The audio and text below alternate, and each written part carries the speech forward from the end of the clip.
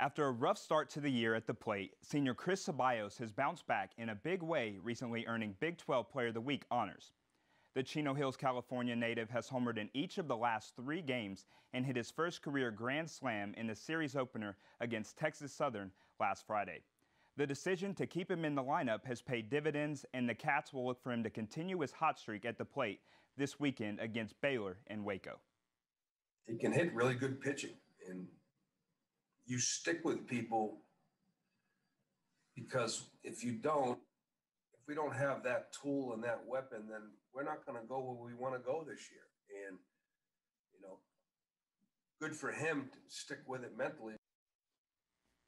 For members of one registered student organization at K-State, weekends in the fall and spring are spent on the road traveling to nearby states to continue playing the game that they fell in love with as kids. Cole Carmody serves as the president of the K-State club baseball team and is also a player and coach. However, upon taking over, the club was in rough shape and he didn't have the numbers that he needed to play in the game. It was kind of a mess, quite honestly, at the time. We had 3 guys and we were about negative $350 in the hole. Despite this, Carmody says his goals go beyond what happens on the diamond every weekend. I've always said, I want to help change the baseball culture on K-State's campus.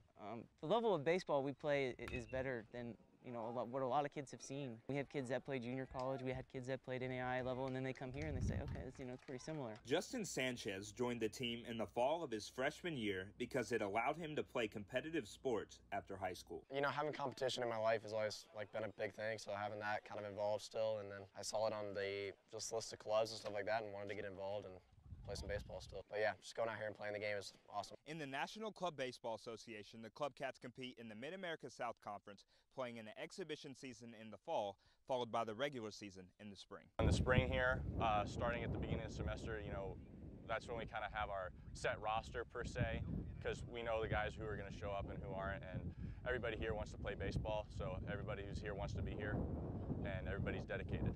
For Carmody, he realizes that there is a sizable commitment involved, but it's all a part of his plan to be a step above high school baseball. It's a fairly large commitment. We practice once a week and play pretty much every week, and I think this year we had 29 games overall. In high school you play 20 games, and so for me, 29 regular season games is a perfect number. The Club Cats will hit the road this weekend for a 2-game series against conference foe Missouri S&T in Jefferson City. With a win in either game, the team will clinch a share of the conference title. By a vote of 26-14, Kansas legislators fell 1 vote shy on Monday from gathering the necessary 2/3 majority needed to override Governor Laura Kelly's veto of Senate Bill 55, otherwise known as the Fairness in Women's Sports Act. The bill would have banned transgender athletes from competing in girls and women's sports. This year, similar bills have been signed into law in Tennessee, Arkansas, and Mississippi. That's all we have for sports this week. Back to you at the desk, Dawson.